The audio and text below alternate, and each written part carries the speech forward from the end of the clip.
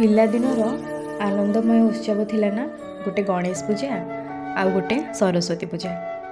ପୂଜା ଦିନର ଖୁସି ଥାଉ କି ନଥାଉ, କିନ୍ତୁ ପୂଜା ପ୍ରସ୍ତୁତି ପାଇଁ ସ୍କୁଲ ମୋର କେବେ ବନ୍ଦ ହୁଏ ନା।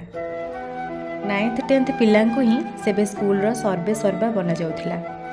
ପୁଅ ପିଲାମାନେ ବେଞ୍ଚ ଡେସ୍କ ସଜାଡ଼ିବେ, ଆଉ ଝିଅ ପିଲାମାନେ ମାଆଙ୍କ ବସିବା ଗୃହ ସଜାଇବେ।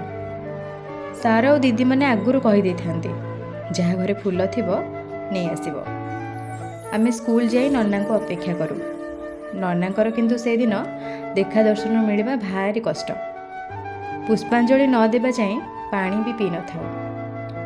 ସାଙ୍ଗମାନଙ୍କ ଭିତରେ କଥା ପଡ଼େ, ଆଜି କିଛି ବି ପଢ଼ିବୁନି, ନହେଲେ ଜୀବନ ସାରା ମୂର୍ଖ ହେଇଯିବୁ।